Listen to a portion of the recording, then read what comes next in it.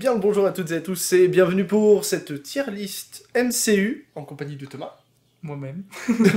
Si vous êtes sur Spotify, vous pouvez activer la vidéo, comme ça vous allez voir nos gueules. Alors attention, la vidéo est en format TikTok pour nous permettre justement de faire passer des TikTok, etc. C'est la première fois que vous allez voir nos tronches. Donc profitez. Voilà. Donc on est sur un site qui s'appelle Tiermaker, voilà, qui est très connu pour faire des tier lists. Et donc on a tous les films du MCU. Jusqu'à aujourd'hui, nous sommes quasiment le 1er juin. Donc voilà, donc c'est-à-dire qu'il y a intégré les derniers Gardiens de la Galaxie. Et il y a également les films de The Amazing Spider-Man et ceux de Tobey Maguire. Et ceux de Tobey Maguire qui sont insérés dedans. Donc on va faire une tier list et on va essayer de se mettre d'accord pour faire une tier list en commun. Ça va être compliqué. Pour certains films, ça va être compliqué. Ouais. On a, donc vous le voyez, on a différentes catégories qu'on va essayer de vous expliquer pour vous montrer un peu le cheminement. On a GOAT, c'est vraiment des films inratables, immanquables, qui nous ont marqués. Et tu disais qui nous ont marqués, et en plus de ça, qui ont marqué le cinéma. Voilà. Enfin, c'est bon. Très bon film. C'est des films qu'on apprécie énormément et qu'on aime revoir. Bons films, ce sont des films qui c'est passé. Tu vois, c'est pas non plus un truc qui nous a... On n'est pas sorti du cinéma, voilà, mais on était quand même contents. On aime quand même les revoir. Mais voilà, c'est pas non plus un truc exceptionnel. Voilà. Ça se laisse regarder. C'est des films où on n'a pas d'avis forcément positif ou négatif. Mais si ça passe à la télé, on va pas être contre le regarder. Ou si on tombe dessus sur une plateforme de streaming... On va dire, bon bah, on va quand même le regarder, tiens, aujourd'hui j'ai envie de regarder machin, ça me pose pas trop de problème. Bof, c'est pas tout à fait la même chose, c'est ni d'avis positif, ni négatif, mais s'il passe à la télé, on regardera quand même pas. Ouais, c'est ça en fait. C'est la différence entre les deux. Nul, c'est un film qu'on était soit déçu en sortant du cinéma, soit qu'on ne regardera plus jamais parce qu'on estime qu'il en vaut pas le coup, et enfin n'aurait pas dû exister. C'est des films... Torture, du foutage de gueule...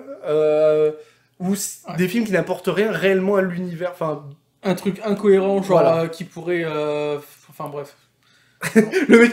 Enfin, bref. Il n'y a pas de mots pour cette catégorie. Il va y en avoir. Hein. Je préviens de suite, il va y en avoir. Oui. C'est assez terrible. On va commencer par le premier film. Le premier film que nous avons, c'est Ant-Man and the Wasp. Ouais. Donc Ant-Man 2, qui est dans la liste. Alors, on fait pas par ordre chronologique. Au début, on voulait faire ça, mais... Voilà. Qui est sorti juste après Avengers Infinity War, donc déjà en termes de... voilà quoi, un film qui sort après Infinity War, et bah en général, faut y aller fort. Alors moi ce qui m'a déplu avec ce film... Alors déjà, tu vas te déplu avec ce film, tu sais que tu vas être dans les 3 derniers. C'est terrible. C'est que on te vend le truc en mode, attention, si vous voulez regarder Endgame... si vous voulez regarder Endgame, il faut regarder... Il faudra à tout prix regarder Ant-Man and the Wasp, sinon vous allez rien biter du tout. Ouais. Et donc on est, je pense, un bon nombre d'entre nous, on est parti à la conquête de ce film en se disant, on va apprendre des trucs de fou, et surtout que le premier Ant-Man était plutôt bon. Ouais. Et moi personnellement... Mais le truc c'est que, dès le départ, c'est-à-dire dans la bande-annonce, je me rappelle bien, au début, on a Scott qui parle à sa fille et qui dit j'ai combattu avec Captain et tout pendant Civil War, etc. Donc ouais, tu sais qu'ils vont pas parler d'Infinity. Déjà, ça sentait pas très bon. C'est vrai. Et donc, en fait, le seul rapport avec Infinity, c'était en scène post-générique. Donc, et moi, je considère que les scènes post-génériques ne font pas partie du film. Donc, on va dire le seul truc qui sauve le film, c'est la scène post-générique en plus. Ouais. Moi, je le mettrais en nul. Et encore. Je le mettrais en nul, voire n'aurait pas dû exister parce qu'il sert à rien finalement. Nul. Nul. Bah, en fait, j'hésite entre l'avant-dernier. Non, allez, je le mets en nul parce qu'il y avait quand même, ils sont assez amusés avec le principe de la taille qui change. J'ai trouvé des points positifs à ce film-là, tu vois. C'est le principe même, genre de Ant-Man, faut qu'il change de taille, tu vois. Ouais, on découvre le monde quantique pour la première fois. Ouais. Est-ce que c'est pas à cause de ce film qu'on a des bases nulles pour Quantumania ? Alors, un truc de malade, c'est que le monde quantique qui nous est présenté dans ce film-là, c'est pas du tout le même qu'on a dans Quantumania. Donc je me dis, nul, c'est bien. Si vous entendez un bruit horrible, c'est mon voisin, il est actuellement 20h, et il scie des trucs. Je sais pas ce qu'il fait. Non mais genre, c'est terrible. Hein. Donc, on laisse en nul ? Je laisse en nul, ouais. Ok, bon, parce qu'il y en a un qui va venir juste en bas. Le deuxième, Ant-Man, donc le premier du nom. Alors Ant-Man, je trouve qu'il arrivait à un moment où on avait besoin aussi de super-héros nouveaux et aussi qui prend un peu les choses à la légère. Ouais. Parce que t'avais un Captain America qui était un peu dur, t'avais un Iron Man qui était un peu dur, c'était au moment de Civil War et tout ça. C'était juste avant. Oui, mais je veux dire, t'avais des thématiques qui étaient très compliquées, et je trouve que Ant-Man a apporté un peu plus de légèreté à ce moment-là. Je me rappelle qu'il y avait une scène notamment où il allait justement voler un petit appareil dans le QG des Avengers. Et tu Oui, sentais avec Faucon. tu sentais qu'il y avait le poids des Avengers, tu sentais que c'était des gars quand même qui rigolaient pas et qui te mettaient à terre en moins de 2. Voilà, tu sentais quelque chose. Et surtout, alors le costume j'adore. Le petit premier, je sais pas pourquoi, j'aime bien. Il a pas trop changé. Bon, il est devenu un peu plus aérodynamique. Tu sais, là, lui, il avait plein de fils un peu partout. Genre. Un truc un peu plus fait main. Mais non, moi, tu vois, je le mettrais dans la catégorie... Ça se laisse regarder. Moi, je mettrais ça se laisse regarder. Ouais. C'est-à-dire que c'est pas non plus un énorme film. Mais je prendrais plaisir à le revoir. Mais quand, tu vois, simplement, cette année, il est repassé à la télé sur TF1, je crois. Pour Quantum Mania. Et j'ai dit à Missa, tiens, si on se rematait le 1, et mes parents, je sais qu'ils re-regardent aussi régulièrement Ant-Man 1 alors qu'ils sont pas du tout Marvel. Donc c'est un film qui se laisse regarder, c'est pas un truc incroyable, mais le personnage est attachant, du moins le Scott il est attachant. C'est clair. Et donc je pense que ça se laisse regarder, c'est pas non plus un bon film quoi. Les mecs ils vont être ultra chiants. Tu sens déjà. On a quand même bien dans... ça se laisse regarder, c'est quand même une bonne catégorie. Oui, c'est pas en train de... Oui, c'est ça. Gros poids lourd. Là, de toute façon, on va arriver sur les poids lourds parce que j'ai l'impression que c'est par ordre alphabétique. Attends, le troisième là qui. On va vite descendre. Dans 3 films, on a le meilleur film que j'ai jamais vu de ma vie. On commence donc troisième film avec Avengers. L'ère d'Ultron. C'est l'ère d'Ultron celui-là? Ouais, sûr. Ouais, ok. Bon. Bah tu vois, de tous les films Avengers, c'est celui que j'ai du mal à le regarder. Moi, il y a plusieurs trucs qui me gênent avec Ultron. Enfin, avec l'ère d'Ultron. Je trouve que Ultron est intéressant. Je trouve que la création de Vision, par contre, c'est dommage qu'ils aient pas intégré comme dans les comics ce Pym dans la création parce que c'est censé être lui qui crée Ultron justement. Ouais. Et il me semble qu'on était à un moment où ils auraient pu le faire. C'est-à-dire que Ant-Man est sorti après. Ah, il est sorti après. Ouais. Parce que là, c'était Bruce Banner et Tony Stark qui avaient créé les deux. Il y avait un peu tout ce délire, un peu science bro, genre... Ouais, c'était... Mais c'était ça, la création... C'est sympa, le visuel... C'est pas comics accurate, quoi. Le comics de Vision... le costume de Vision est plutôt pas mal. Tu sens que le gars est quand même bien pété. Trop pété. Ouais. Un peu trop pété. Mais... Après, t'as les frères... j'ai dire les frères Bogdanov. Scarlet Witch et Quicksilver. Ouais, Quicksilver qui se fait tuer comme une merde. Et Wanda qui change un peu pour arriver dans les Avengers avec la relation avec Vision qui est un peu chelou, robotophile, tout ça. Il y a même une relation avec Hawkeye, genre Hawkeye qui comme un papa. Un peu comme un mentor, ouais. Un papa, non mais clairement un papa. Et donc, d'ailleurs, je pensais que cette relation elle allait un peu plus s'approfondir, pas du tout. Remarque, il y a eu une petite conversation à la fin d'Endgame, tu sais, en mode parce que lui, il a perdu Natasha et elle a perdu Vision. Oui, mais bon. Mais sinon, après, on la retrouve plus. Puis t'as des plans qui sont repris. Non, mais t'as des plans qui sont repris d'Avengers 1. Ouais, c'est le même réalisateur, donc. Voilà. Ouais, je le re-regarderai même pas. Tu vois. Bah, moi, il y a un truc qui m'a déplu. La musique. La musique. Je sais pas qui a composé la musique de ce film. Est-ce que c'est Alan Silvestri? Je crois que c'est Alan Silvestri. Le truc, c'est qu'on est clairement sur une musique qui est différente du premier opus. Après, c'est normal. Mais le truc, c'est qu'on retrouve même pas le tin, genre le truc, tu vois. On le retrouve qu'en générique de fin. Ouais. Ça. Mais par contre, ce qui est intéressant, c'est... Il pose quand même la question des dégâts que peuvent faire les super-héros sur la société. Dans Civil War beaucoup plus, mais dans... Oui, mais ça commence. Parce que là, on parle après des... Comment ils s'appellent ça? Pas la guerre de Sokovie, mais la... En tout cas, Sokovie a enclenché, a fait... Ah oui, Hulkbuster versus Hulk, tu vois. Ouais. Était... Là, tu sentais qu'il y avait des dégâts et que ça commençait à aller vers vers Civil War et... Voilà, quoi. Ouais. Bon, tu le mets où? Bah, en vrai, tu vois, si je compare à Ant-Man, je suis en mode, je préférais regarder Ant-Man moi aussi. plutôt que Avengers l'ère d'Ultron. Moi, je mettrais en bof. Bof, hein. On est d'accord que c'est un bof. Bon, vous allez pas... Alors, ceux qui ont la vidéo, vous allez pas forcément tout voir. Mais voilà. Avengers Infinity War. Bon, je pense qu'on me pose même pas la question. Pour moi, c'est le meilleur Marvel jusque-là. Jusque-là. Il est... non, mais jusque-là. Non, il est très, très, très bon. Il est long, sans voir le temps passer. Très clairement. T'as une scène avec Thor qui arrive qui est magistrale. Et surtout à la fin... Et tu sors de la salle dévasté. Le truc, c'est qu'à la fin, il n'y a plus personne, ça se finit sur un plan avec Thanos, et le film passe vite, mais à un point où tu te dis, non, il va y avoir une suite. Ça va se continuer après le plan. Je pense qu'il y a pire que ça. Moi, je suis sorti du film en me disant, putain, mais comment ils vont faire? En fait, t'as une sorte... ils ont réussi... Après, j'étais en mode, ok, il y a 2 parties, je sais qu'ils vont revenir, oui, mais ça fait quelque chose. Thomas, c'est pas ça, c'est que tu sors du truc, tu te dis, réellement... En fait, ils ont réussi à te donner le désespoir du style, mais c'est pas vrai, c'est pas possible. Et la scène avec Tony Stark et Spider-Man m'a profondément... Moi, je elle est horrible.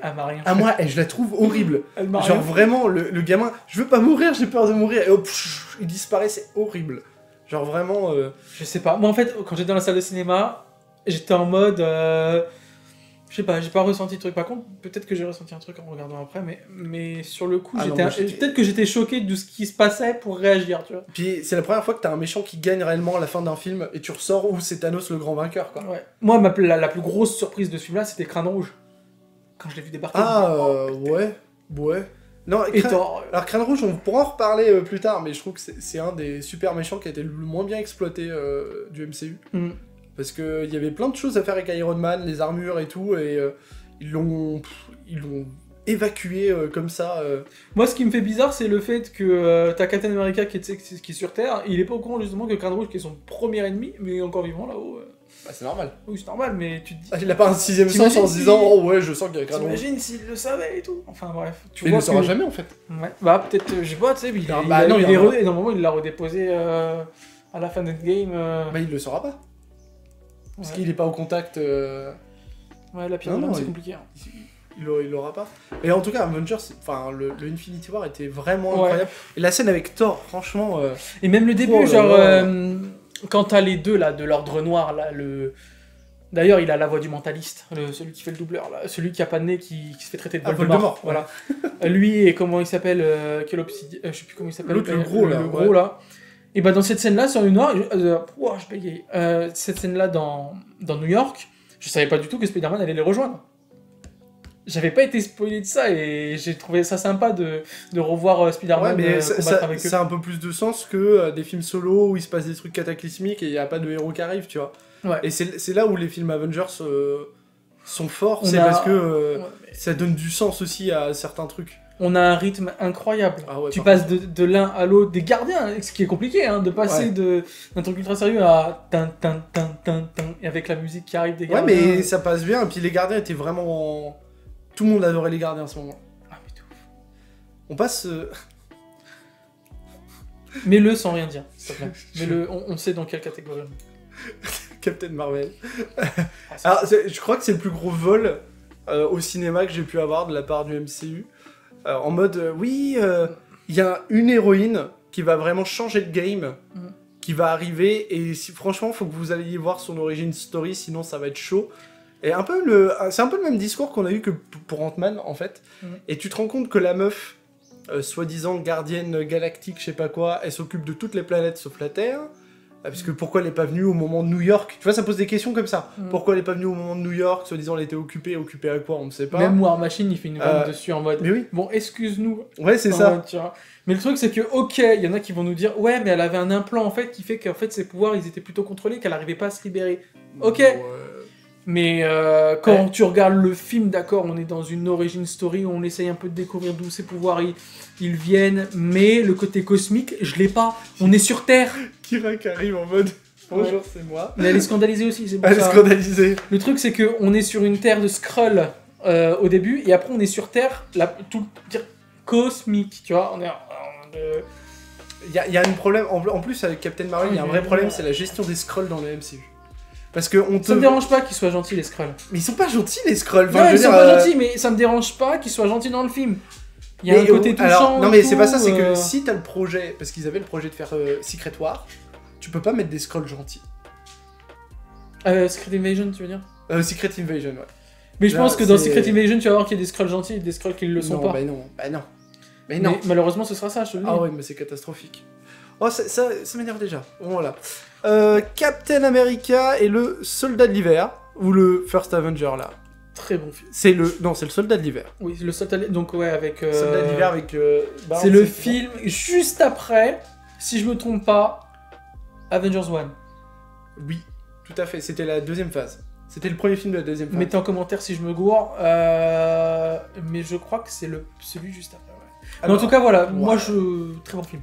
Très bon. D'accord, alors moi je mets pas en très bon film. Je mets en bon film, mais je mets pas en très bon film. Parce qu'en termes d'espionnage, de... Oui, mais voir Captain America chercher sa gonzesse pendant 2 heures, même pas, mais genre vraiment... qui s'habitue à la vie qu'il a maintenant, au monde moderne... le Soldat de l'hiver, moi franchement quand je l'ai vu, en fait un truc de malade, je suis fan de Marvel, mais je m'étais tellement pas intéressé au personnage du Soldat de l'hiver que je savais même pas que c'était Bucky Barnes. C'est-à-dire que quand il a retiré le masque, j'étais en mode, mais je le connais lui, tiens. C'est Sebastian Stan. C'est Sebastian Stan. You're looking good. Du coup, j'adore ce film. Là quand je vois l'affiche, c'est son costume. Moi, même il est brutal dans ce film. Dans ce film-là, il est d'une force. Mais... Ouais, mais après, tu vois, ça me saoule un peu parce que en fait, c'est un Captain America mélangé à un Nick Fury 2. Parce que t'as plein de trucs sur Hydra, sur comment ça s'appelle ouais, Hydra aussi. Mais attends, le plus gros truc, j'oublie de le dire. Le Shield est gangréné par Hydra. Ouais, moi, je suis pas... quelque chose. Ouais, moi ça me gonfle. Moi, je le mets dans le très bon film. Ah là, il va falloir qu'on se départage parce que moi, je le mets pas plus que bon film. Donne-moi une bonne raison de pourquoi c'est un très bon film. Moi, je trouve que c'est un bon film de super-héros, ok. Il y a aucun enjeu. Aucun enjeu. Moi, je trouve qu'il y a aucun enjeu. Ah, moi, le contre-argument que je te dis, c'est que c'est Hydra. Tu te dis, mais attends, pendant tout ce temps, et tu te dis, mais oui, après, et tout. Mais regarde, ça a un impact de malade. Mais Hydra n'a eu aucun impact sur tous les autres films de tous les autres personnages. En fait, le truc, c'est que ça me fait un peu penser à Secret Invasion, dans le sens où, en fait, t'as des gens, en fait, c'est des méchants, et... depuis le départ. Mais en fait, le truc, c'est qu'il y a une série qui s'appelle Agents of S.H.I.E.L.D. que j'adore. Et dans justifie toute la... Et dans Agents of S.H.I.E.L.D., on parle du coup de ces événements-là. Ouais. Et là... tu sens qu'il y a des conséquences. Ouais, mais alors, je suis pas obligé d'aller regarder une série pour comprendre les conséquences du film. Ouais. Pour moi, ce film-là a eu quasiment aucune conséquence à part passer du shield au sword. On a une première référence à Doctor Strange, on a le faucon qui est plutôt badass. Ouais, ok. On a un nouveau personnage. Non mais, introduction du faucon, c'est un bon film, ok, pas de problème. Mais un très bon film, non. En fait, je me remémore un peu les scènes du Soldat de l'hiver sur l'autoroute. Et le combat à la fin, il fait c'est ma mission, et là, bam, il le sauve de la noyade. Je l'ai vu au cinéma. Moi, je l'ai pas vu au cinéma. Au Pâté Gaumont en plus, donc dans des super conditions. Je suis ressorti, mais alors, comme si je sortais les chiottes, quoi. Oh non, c'est-à-dire que là, j'ai pris du recul, j'ai appris à l'apprécier. Tu m'aurais dit le même film il y a je te l'aurais mis en bof. Parce qu'en fait, pour moi, déjà, j'ai du mal avec le personnage de Captain America. Donc, il est trop droit, ça me gonfle. Et je t'avouerai que il y a des trucs, même dans le comportement de Natasha, qui sont bizarres. Enfin, je sais pas, il y a trop de trucs. Tu sens qu'ils veulent se pécho, c'est ça non. Je veux dire, il y a des choses qu'elle fait dans ce film-là, tu la retrouves un film plus tard dans les Avengers, elle n'a plus du tout le même comportement. Comme si elle avait des dédoublements de la personnalité et tout ça. Et t'as des trucs, enfin, je veux dire, ça tourne beaucoup quand même autour de Nick Fury, et en fait, tu sens que Captain America, ça reste encore qu'un outil au service d'eux. J'aime bien l'ambiance un peu sombre, j'adore ça. En fait, le truc, c'est que si on met dans le bon film, je me dis, mais qu'est-ce qui est très bon film, quoi.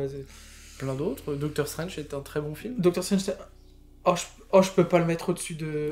Moi, je le mettrais dans la même catégorie du Captain, non, alors. C'est très bon film. Alors, on est d'accord pour Doctor Strange, c'est tout très bon film, les deux.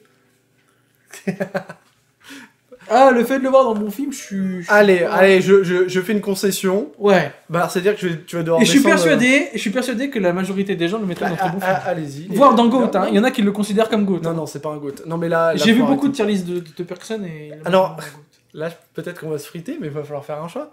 Captain America 1, The First Avengers. J'aime bien. Attends, non mais... J'aime bien ses débuts à l'armée, j'aime bien... Oui, c'est une origin story, ok. C'est un des premiers films du MCU. Tu sais comment je l'ai regardé, lui ? c'était à l'époque où il pouvait y avoir des films entiers sur YouTube. Et je l'avais trouvé sur YouTube. Et je l'ai regardé sur YouTube. Bravo. J'avais pas d'argent pour le cinéma. Alors, moi, il y a plusieurs choses qui me déplaisent. Il y a le... J'aime bien, oui, le début, bon, ok. C'est un peu longué, hein, quand même. Mais ok. Le mec, il sort tout de suite d'une transformation, il est capable de courir un marathon pieds nus pour... Bon, ça, ok, pourquoi pas. L'autre, elle tombe folle in love de lui juste parce qu'il a des pectoraux gros comme ça. Ok. Crâne rouge super mal exploité. C'est juste pour insérer le Tesseract, en fait. Mais crâne rouge super mal exploité. Il meurt à la fin, voilà. T'as Barnes qui tombe du train, l'autre il fait non. Moi, il y a un truc qui me... et puis après, il y a un truc que j'ai pas aimé. Oh là là. En fait, toutes les scènes où il y a Captain et tout, je kiffe, je surkiffe. Mais toutes les scènes où il y a Crâne Rouge, dans les falaises un peu, dans les montagnes, là, tu vois, là, j'arrive pas nul. Je suis en mode, s'il te plaît, j'ai pas envie de voir ces scènes, je veux tout de suite passer à une scène avec Captain. Non mais alors, ne tape pas là, ça va faire du bruit dans le micro. Ah mince. Si tu me dis ça, tu peux pas le mettre dans bon film. Ouais. Parce que là, tu vois, la différence avec le 2, c'est que le Soleil d'hiver, quand il y avait ces scènes-là, je kiffais. Celui-ci, je trouve que il y a des scènes, je veux trop les passer, tu vois. On est d'accord, là, bof. Ah, je peux pas le mettre en dessous. Ah, pas en dessous Ant-Man. Pour moi, c'est en dessous Ant-Man, non. Largement. Si tu fais des concessions pour l'un, va falloir faire des concessions pour l'autre. Parce que là, sinon, on va pas être d'accord. Mais moi, tu vois, je l'aurais mis dans bon film, mais je veux bien te le mettre dans Ça se laisse regarder. Mais ça se laisse pas regarder, puisque la preuve, tu zappes des passages. Ça se laisse pas regarder. C'est pas faux, ouais. Allez, bof. Ouais, mais là j'avoue que ça fait un petit... Non, mais c'est pas possible. On met les règles dès le départ. Si tu me dis, je zappe les passages... Ça se laisse regarder en partie. Donc bof. Bof, ouais. Par définition, oui. Il nous en reste 42 à faire. Oh, bon, il y en a un, ça va être expéditif. Civil War. Civil War. Pff, voilà. J'ai kiffé quand j'ai vu au cinéma, et je me rends compte que c'est pas un film que je regarderai chez moi. En fait, il y a plusieurs trucs qui vont pas dans ce film-là. Alors, en fait, c'est la première fois où on avait peut-être des super-héros qui se tapaient dessus, et en même temps, je sais pas si tu te souviens, au cinéma, je crois 2 mois après, on avait Batman vs Superman. Ouais. Et genre, c'était vraiment l'année où tout le monde se foutait sur la gueule. Et en gros... Et pour le coup, Batman vs Superman, j'ai plus kiffé. Ouais, parce que quand il se tapait dessus... dans Civil War, c'était mignon. Il voulait pas trop se faire mal. Ouais, tu vois. Alors par contre, t'as l'introduction de Spider-Man dedans. Incroyable. Ça, genre bon, ok. Je me rappelle quand j'ai vu la bande-annonce, j'ai vu. Oh, et t'as quand même le combat sur l'aéroport qui est vide.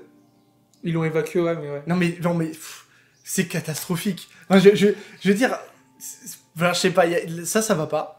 Après, c'est cohérent. En début de film, ils sont en mode, ok les gars, vous faites trop de dégâts, on va instaurer les accords de Sokovie, donc on va faire un peu attention, on va évacuer l'aéroport. Et il y a un autre truc aussi qui est c'est cohérent, mais par rapport aux comics... Moi ce que j'aime pas, c'est que bon, d'un côté, t'as Captain America qui veut sauver sa meuf, et sa meuf, ouais. Ouais, Barnes, sa meuf. Je pensais à... Non. À Peggy. Non. Et de l'autre côté, t'as Iron Man qui veut faire une sorte de Batman en fichant tous les super-héros et tout ça. Ouais. Et donc en fait, ça force le public à se positionner. Ça te choque pas un peu qu'un milliardaire qui ait ce besoin de faire ce qu'il veut, qui au final est un peu dirigé par le gouvernement? Et donc Batman, c'est pareil. C'est un milliardaire qui fait ce qu'il veut. En fait, t'as beaucoup de parallèles entre les deux, hein, sur la manière de se comporter. Mais moi, le truc qui me... Enfin, t'as eu des débats sur... Je vais juste augmenter un petit peu la luminosité. Tu sais que récemment, je suis tombé sur un truc, ça m'a fait rire. À un moment, t'as Captain America et Iron Man qui ont une discussion dans le quartier général, là, C'est une fille, vraiment, non, même à un moment, il lui dit, ouais... J'aimerais trop te mettre mon poing dans ta magnifique dentition. Oui. À ce moment-là. Ouais. Et il dit à un moment, parce qu'il était en train de défendre la cause de Scarlet Witch, parce que c'est elle qui avait fait les dégâts, et t'as Captain qui fait Iron Man, mais c'est qu'une enfant, tu vois. Ouais. Dans la scène de l'aéroport, il dégomme un gamin, Spider-Man en l'occurrence, mais en mode, c'est un gamin, mais tu fais quelque chose. Là, tu vois. Non, puis il y a un problème, c'est le... Moi, ce qui me déplaît, c'est que... Alors, tu vois, Captain America est très droit et très juste. Ouais. Mais il a quand même une justice à géométrie variable, parce que quand Bucky tue quand même les parents d'Iron Man, et on peut comprendre... Il connaissait, ouais. Et on peut comprendre la rage, tu vois, que peut avoir Iron Man, parce qu'il en a souffert énormément, notamment du décès de sa mère. Il aurait dû aller en prison. Non, mais tu ne peux pas protéger à tout prix le mec, parce que il était sous contrôle russe, ça n'excuse pas tout. Je veux dire, les actes sont les actes, tu vois. Et, oui, voilà, c'est ce que je dis. Et il aurait dû être en prison. Il a une justice à géométrie variable qui... Voilà. Bon, ça n'empêche que c'est un film qui est très long, qui est, pour moi, nul. Je le regarderai plus, en fait. J'arriverai plus à le regarder. Oh, pas nul quand même. Ça voudrait dire qu'il est au même niveau qu'Ant-Man and the Wasp. Ah, non, quand même pas. Civil War, quand tu sais ce que c'est Civil War, ça aurait dû être au moins une trilogie. Je le mets dans bof. Au moins une trilogie. Moi, je le mets dans bof. Je veux bien le mettre dans bof. Parce que... Mais moi, j'ai un peu de réticence quand même au film. La sensation que j'ai en regardant maintenant Avengers l'ère d'Ultron, c'est la même sensation que quand je regarde Civil War. C'est un film que j'ai pas trop envie de... J'ai envie que c'est... Ouais, bof, tu vois. Ouais, moi, pour moi, il est bien dans la bonne catégorie, là. D'accord. Moi, je le trouve nul. Enfin, franchement, c'est... En fait, plus ça va, plus je le trouve nul. C'est terrible, là. Je trouve que c'est pas comme le vin. Tu vois la grosse bataille de Endgame? Ouais. Il aurait dû y avoir ça pour Civil War. Oui, mais parce qu'ils ont pas pris le temps, ça aurait dû être une trilogie, un truc de fou, mais il aurait fallu instaurer plus de personnages avant. Mais c'est clair, genre Mister Fantastique, gros impact, c'est lui qui crée, je crois, une prison, ou je sais plus si c'était Tony Stark dans les comics. Puis même, je veux dire, les X-Men, c'était un groupe de gamins. Là, ils ont de taper sur le truc. Je peux pas m'en empêcher. Mais dans le film, c'était Scarlet Witch du coup qui avait fait des dégâts. Dans les comics, c'était un groupe de gamins, une télé-réalité en gros, et ils voulaient trop. Enfin bref, il y a eu des dégâts à cause de ce groupe de gamins. Tu sens que ça a été vachement adapté, mais adapté d'une manière où on aurait pu faire mieux, quoi. Qu'est-ce que tu penses de Doctor Strange, le 1? Doctor Strange. Pour moi, c'était un bon film. Moi, tu vois, quand j'ai vu la bande-annonce, pareil, je me suis dit, waouh, là, on va découvrir un côté qu'on n'a pas encore vu du MCU. Doctor Strange, badass de ouf, l'acteur, incroyable. Moi, c'est un très très très bon film, je le mets au-dessus d'Ant-Man, ça c'est clair. Après, tu vois, le problème avec la playlist qu'on est en train de faire, c'est un mélange de nos deux goûts. Ouais. Et comme t'as mis ton putain de Captain America en très bon film, moi je suis obligé de le mettre là aussi, quoi. Je suis obligé de le mettre en très bon film. Parce que je prends beaucoup plus de plaisir à regarder un Doctor Strange qu'un Captain America. Moi je suis d'accord pour le mettre dans le très bon film, parce que le début du film... Bon, la fin, je dis pas que la fin c'est de la merde. Le début du film, j'aime beaucoup le côté un peu chirurgien. Oui, mais c'est une origin story, forcément. Mais je trouve qu'il est... C'est vraiment... T'es dans un truc qui a déçu les gens, c'est que... on a l'impression que sa formation de sorcier suprême, elle se fait comme ça. Et qui devient, genre, sorcier suprême... facilement. Alors on dit dans le film qu'il a certaines prédispositions à la magie, etc. Et il a quand même bien galéré. Hein. Enfin, à titre de comparaison, je trouve que lui a beaucoup plus galéré que Ned à maîtriser l'anneau. Hein. Si on veut mettre... No Way Home juste pour ça. Ah non, mais... No Way Home, c'est particulier, on en parlera après. Mais je suis d'accord pour le mettre dans le très bon film. Ok. Avengers Endgame. Là, je sais que... Ça a marqué le cinéma. Hein, il y a des gens qui sont pas forcément d'accord. Il y en a qui mettent Infinity War au-dessus d'Endgame. Moi, je trouve que Endgame, en fait, le début est très lent, mais c'est normal. En fait, t'as 5 ans qui se sont déroulés, et t'essaies de comprendre aussi les nouvelles relations entre les personnages. Ouais. Tu sens que War Machine, il tape dans la Captain Marvel, tu vois, assez régulièrement. De ouf. Et Rocket, tu sens qu'il y a une relation qui se crée aussi avec Nebula. Oui. Nebula et Rocket qui se retrouvent que tous les deux pendant 5 ans. Bah ouais. D'ailleurs, on retrouve un peu cette relation dans le troisième Gardien de la Galaxie, tu sens qu'il y a un truc. Et alors, c'était marrant, c'était la même période où il y a le Hobbit 3 qui sortait. Ouais. Et j'avais été voir le Hobbit 3 peut-être un mois avant. Et il y avait un gros dragon, je sais pas si... parce qu'il a pas regardé les Hobbits. Mais en gros, t'as un gros dragon, c'est le gros méchant, d'accord. Et genre, dans les 10 premières minutes du film, le dragon se fait tuer. Et tu dis... Putain, il reste 2h45, qu'est-ce qui va se passer? Et j'ai eu très peur quand j'ai vu Thanos se faire tuer à la première demi-heure du film. J'ai fait... Ça, pour le coup, j'étais choqué dans ma tête, j'ai fait... Oh non, Hobbit 3, le retour. Non, pitié. Et finalement, ça s'est pas si mal passé que ça, même s'il y a des trucs de facilité scénaristique, on va se le dire, à partir du moment... un happy ending, tu vois. Mais... Alors, ils ont décidé d'exploiter le voyage dans le temps d'une manière différente à Retour vers le futur, à tous ces autres films parlant du temps, en fait. Et j'ai trouvé ça très intelligent, et je crois que c'est à partir de ce film-là que j'ai vraiment commencé à réfléchir à est-ce que c'est cohérent, incohérent, j'ai commencé à me faire des théories. C'est le problème des voyages dans le temps. Hein. Et j'ai bien aimé, parce qu'au final, j'arrivais à trouver une explication. On n'était pas dans l'incohérence complète, selon moi. Mais ça veut dire qu'à un moment donné, il y a quand même des personnages qui ont coexisté avec un doppelganger. C'est quoi ça? C'est un double. Ah oui, oui. Parce que Captain America, quand il revient dans le passé, pour avoir la création des Avengers comme on la connaît aujourd'hui, tout ça, il faut qu'il y ait le Captain America d'avant et que l'autre se cache, en fait. En fait, il pensait que c'était Loki. Ouais, je sais pas. Mais pour moi, ça... Ils se sont battus, je dirais qu'ils se sont battus, ils incohérences. pensaient que c'était Loki. Bon, pour moi, ça reste quand même... ça marque. En fait, j'hésite entre les deux. Moi, je le remets dans très bon film. Ouais. Un peu en dessous d'Infinity War, quand même. Là, il y a un petit pincement au cœur parce que tu dis la bataille finale pue. Mais c'est les frissons que tu as. C'est la première fois qu'il dit... Assemble. Rassemblement, ouais. Et puis il porte le marteau. Et il porte le marteau. Bon, rien que pour que le marteau... Ouais, on le met en haut. On le met en haut, ok, je suis d'accord. Pour le marteau. Non mais c'est vrai que... Puis la gueule de Thor, c'est trop drôle. Alors moi, j'ai surkiffé le côté un peu très viking... Ouais. J'ai bien aimé. Il y en a beaucoup qui ont dit, ouais, j'ai bien aimé. Le gros Thor, c'était rigolo. Avec la petite tresse et tout, genre. Ouais, il s'est complètement laissé aller, mais ouais. Après, en même temps, tu vois un héros qui a échoué dans sa mission. Oui. Et c'est la première fois que Thor échoue dans sa mission, parce que même dans Ragnarok, avec Hela, il arrive à la tuer. Même s'il perd des gens, il arrive à voilà. Que là... Il a perdu Loki. Il perd tout. Il perd tout le monde. Il veut sauver tout le monde, et en empêchant Thanos de prendre Vision... Vision se fait éclater la gueule, tout le monde est content. Enfin, moi j'étais content quand Vision est mort. Donc, oh non, je l'aimais pas du tout ce personnage-là. Ah oui, en fait, les personnages trop purs, je ne les aime pas. Captain America et j'aime pas. Je trouve que Tony Stark a ce côté un peu. Tu vois, dans Civil War, il a gardé le fait qu'il savait que les parents de Tony, ils étaient tués par son ami d'enfance. Donc il est pas vraiment pur. Mais non, mais il fait genre il est pur. C'est une salope. Oh là là, bon bref. Non, pour l'instant là, le classement me plaît. C'est assez équilibré. Gardien de la Galaxie.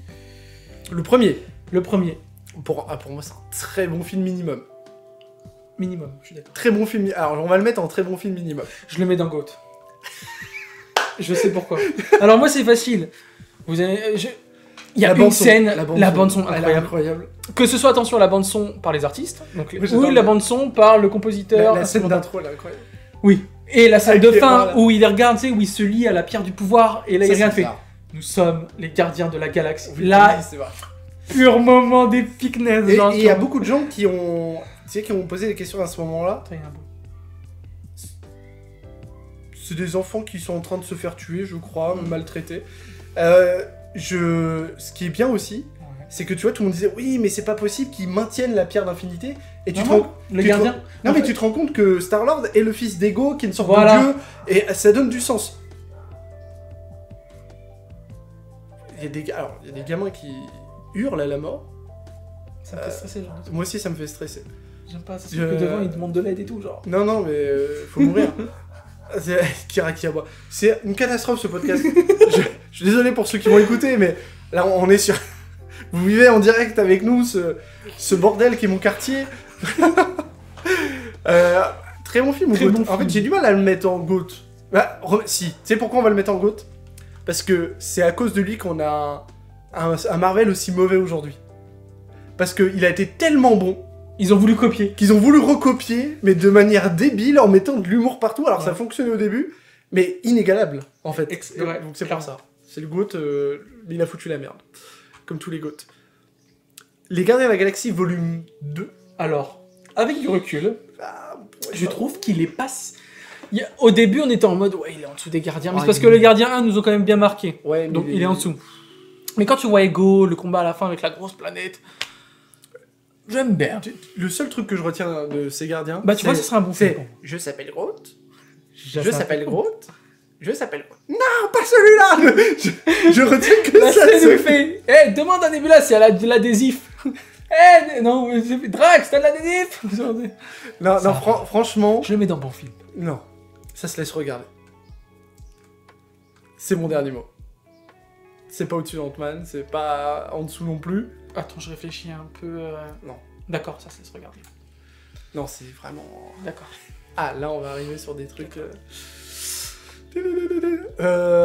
Spider-Man Far From la Maison. Ouais. Far From Home. Ouais, Loin de la maison, titre québécois. L'homme araignée loin de la maison, voilà. titre québécois.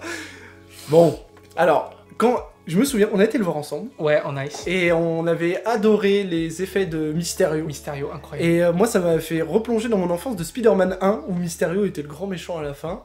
Et Spider-Man 1 sur PS1. Ah, le jeu, voilà, moi, j'ai joué à Spider-Man 2 sur PS2, et pareil, il y avait toute une séquence sur la Statue de la Liberté avec Mysterio. Ah oui, bah... Incroyable. Bah, là, en fait, c'était le boss de fin, et t'avais son gros bocal, là, et puis tu devais lui niquer sa mère. Ouais. Et bon, alors ça, c'est le côté, voilà. Après... Attends, ils vont se rendre compte, nous parlons que de Mysterio. Voilà le point positif. En fait, je trouve que le personnage est intéressant. Voilà, le personnage de Mysterio est intéressant. Ouais. Tout le côté voyageur scolaire détourné par le Shield. Mais quel enfer! Mais quel enfer! Mais c'est pas Spider-Man. Même si c'est un gamin avec des séjours scolaires, c'est possible. Non mais on peut pas voir ça. Plus Happy, alias le professeur Chen dans Pokémon, qui attend que tu partes de la maison pour ken ta grand-mère. Mais c'est terrible! Genre vraiment, même pour ça, c'est terrible. Après, c'est un film qui... Oh non! Non! Ah, c'est bon. C'est un peu dit. C'est un film quand même qui se laisse regarder. Ouais, Mysterio, pour moi, il y a que ça de positif. Vraiment... Et les scènes de balance... Non, j'ai rien à dire, le balancement est pourri. Quel balancement, il a Venise. Les balancements... Alors là, je vais faire... Les balancements, que ce soit... Enfin, dans la trilogie de Tom Holland, sont nuls à... Tu vois, genre... À chier, ouais. Non, mais faut le dire. Faut le dire. Faut le dire. Dis-le. Comment on peut passer d'un balancement à la Andrew Garfield, qui est magnifique, à des balancements qui puent la CGI, là? Mais en fait, c'est ça le problème, c'est qu'il y a trop de CGI. Ça pose problème, hein. Genre, vraiment. Ou en tout cas, on a une CGI qui est différente. Oui, qui est différente. Qui est... Et j'aime pas. Plus technologique, mais en fait, qui rend moins bien. Ouais, moins réaliste. Moins réaliste. Nous arrivons sur Hulk. C'est lequel, celui-là? Le Hulk, c'est le dernier, en fait. Alors, ce Hulk-là, c'est celui avec Edward Norton, donc le dernier film solo de Hulk, officiellement. Qui était pas encore chez Marvel Studios, mais chez Universal. Mais qui a été intégré au MCU, quand même. C'est ça. Et ben moi, je trouve très très bien. Parce que quand je vois tous les films Marvel qu'on a maintenant... Ouais. Hulk... l'évolution de Hulk qu'on a maintenant, je me dis... C'est celui où t'as le combat avec l'Abomination à la fin? Oui, et moi, quand je vois un Hulk enragé, très sombre, complexe... avec un banner qui est torturé, qui va... J'adore, ça me fait rappeler la série télévisée. Est-ce que c'est le moment où ils sont une sorte, genre, Maison Blanche, je sais pas quoi, et t'as tous les tanks qui sont sur sa gueule et tout, et qui détruisent tout le monde. Il y a une grosse scène... Il y a un gros truc comme ça. Il y a une grosse scène à la fac, sur un endroit... c'est une fac, peut-être, ouais. Avec une grande pelouse, et c'est là où oui, ça c'est ça. Ouais, ok. Pour moi, c'est un bon film. Moi... Et bah, tu sais quoi? Bon film. Ouais. Très bon film. Je pense que... très bon film. Non, j'ai dit très bon film. Non, c'est un bon film. J'ai très peu de souvenirs, mais le peu de souvenirs que j'ai, c'est que je m'étais éclaté devant, et le combat avec l'Abomination, qu'on retrouve d'ailleurs le même design. De l'Abomination? Oui. Non, l'Abomination, dans celui-ci, il était blanc. Non, mais c'est le même design quasiment, il avait juste pas les branchies. Voilà, il était pas vert. Mais il avait pas les branchies. Voilà. Mais sinon, c'est la même base. Même base, c'est-à-dire qu'on a le même acteur qui joue... C'est vrai que c'est le même acteur, très bon acteur d'ailleurs. Très bon acteur, ouais. J'aime beaucoup. Si tu passes par là, on te fait des bisous. Le gars. Je sais plus comment il s'appelle. Le mec, j'adore cet acteur. quelque chose. Non. Non, je crois que ça c'est son nom dans le truc. Mais non. Non, Ross c'est général, mais... Tyler Ross. Là on passe sur des trucs, ça va pas être ouf. Là on va les faire dans l'ordre, si ça te dérange pas. Parce qu'on a les trois, voilà. Donc on va dans la série Iron Man, et on va commencer par Iron Man 1. Premier film du MCU. Premier film qui pouvait détruire tout ce qu'on connaît aujourd'hui, parce que c'est le film, s'il marchait pas, c'était Ciao Belle, tu vois. Et alors, ce qui est intéressant, moi je le fais en cours avec les élèves en communication, c'est il y a au moins 70 placements de produits là-dedans. Mais tu les vois pas. Bah pour les bagnoles, je pense, ouais. T'as les bagnoles, et à un moment, tu vois, il sort de... Quand il va dire je suis Iron Man, tu sais, il descend de l'avion, et il dit donnez-moi le goût de l'Amérique. L'hamburger. Ouais, sauf qu'il dit hamburger. Et quand tu l'écoutes en VO, il dit give me a Whopper. et en fait, c'est une pub pour Burger King. Okay. Mais sauf que Burger King, à cette époque-là, n'était pas implanté en France, donc ils pouvaient pas le faire. Ah. Et voilà, bon, c'est le... En tout cas, premier film de... Alors, je trouve les premières scènes de vol incroyables. Non, mais même le costume. C'était fou. Oh là, ouais. Soit GOAT, soit très bon film. Et un des deux. Et la scène avec les deux chasseurs, là, les deux pilotes de chasse. Oh là là là. Waouh, j'ai surkiffé. Il se cache en dessous, et t'as l'autre qui fait Tony, c'est toi? Et là, tu fais « Dis à tes troupes de se retirer !» Ouais. C'est trop drôle. Et même, je trouve que... Oh, aïe, aïe, aïe. Waouh, pour moi, c'est un phénix, Robert Downey Jr. dans ce film-là. Oui, c'est un phénix. Je regarde un peu combien de films nous reste. On va faire 2 parties peut-être pour le podcast, parce que... On fera 2 parties. Et Iron moi, Man, je le mets dans GOAT. Allez, GOAT. Juste pour le côté, c'est le premier, c'est grâce à lui qu'on a tout ce qu'on a. Ouais. Même si en ce moment, on lui en veut un peu. Puis Robert Downey Jr. a été incroyable quand même. Ouais. Iron Man 2. Alors là, c'est moins bon. Quand même. On a des scènes de vol qui sont très très classe. On a un... Bah, t'as War Machine qui arrive.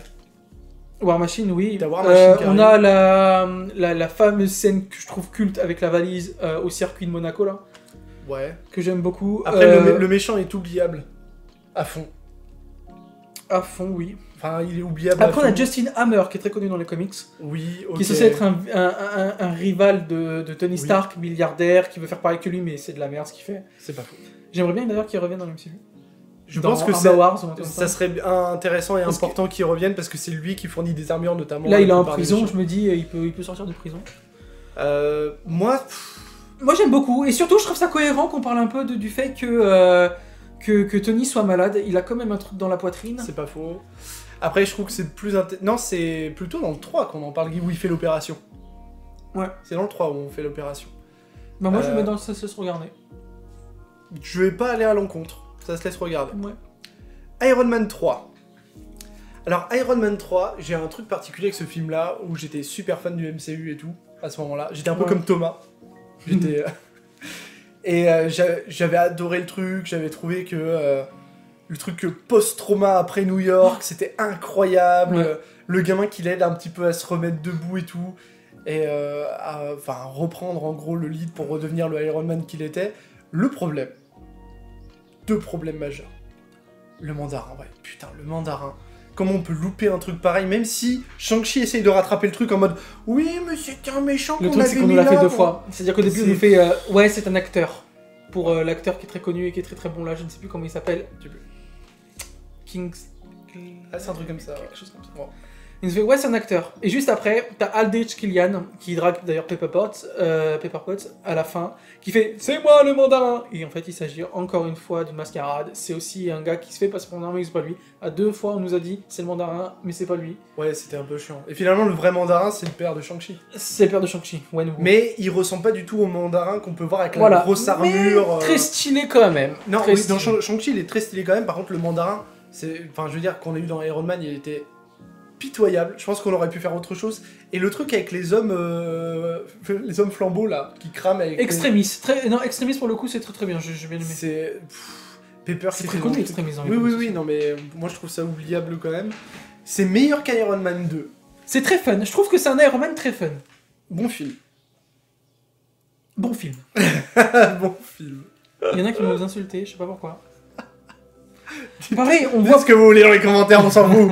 On voit pour la première fois l'armure qui se met à lui, genre tu vois une évolution de la technologie, tu vois. Ça c'est incroyable. Ouais, et surtout, il peut appeler l'armure. Ouais. C'est la première fois que je trouve que pour Iron Man, c'est d'un point de vue évolution technologique, en fait à chaque fois qu'Iron Man apparaissait dans les films, il se disait ok, il faut absolument une évolution technologique pour son armure.